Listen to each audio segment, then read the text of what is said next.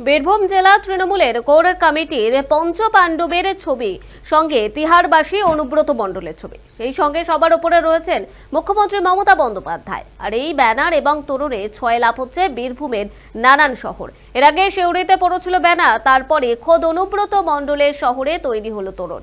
ইতিমধ্যে তৃণমূল সুপ্রিমো মমতা বন্দ্যোপাধ্যায় বীরভূমের core committee থেকে বাদ দিয়েছেন বীরভূমের জেলা পরিষদের সভাধিপতি কাজল শেখকে। কেষ্টমণ্ডল তিহারবাসী হতেই দলের রাগ ধরতে কাজল শেখকে সামনে রেখে কোর কমিটি তৈরি করে দিয়েছিলেন তৃণমূল সুপ্রিমো।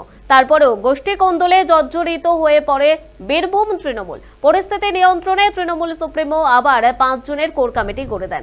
তাদেরকে বিরোধী রাজনৈতিক দল গরু পাচার অভিযুক্ত অনুর পঞ্চপাণ্ডব বলে কটাক্ষ করেন। এবার সেই কোর কমিটির সঙ্গে অনুব্রত মণ্ডল এবং তৃণমূল সুপ্রিমো ছবি দিয়ে তৈরি হলো তরুণ কেষ্টমণ্ডলের নিজের শহরে।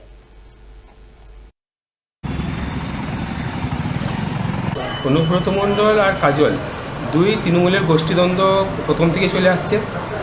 যখন অনুব্রত মণ্ডল ছিলেন তখন কাজলের এরিয়াতে অনুব্রত মণ্ডল ঢুকতে ভয় পেতেন এবং কাজল অনুব্রত মণ্ডলের এরিয়াতে ঢুকতে ভয় পেতেন। এই গোষ্ঠীদ্বন্দ্ব আজকের নয়, এটা হামেশাই চলে আসছে। কাজল এককালীন দায়িত্ব পেয়েছিলেন জেলা সভাধিপতি, তখন দ্বন্দ্বপ্রতাপ রূপে ওনার সব জায়গায় ছবি পোস্টার ছয়লাভ হয়েছিল। আবার যখন মমতা ব্যানার্জি ওনাকে বসিয়ে দিয়েছেন, সেখানে আবার অনুব্রত মণ্ডলের যে গোষ্ঠী তারা আবার মাথাচাড়া দিয়েছে। এটা কিছুই নয়, ভোট দুজনাই সন্ত্রাসবাদী দল, পুরোটাই সন্ত্রাস নিয়ে ওরা ভোট করতে চায়।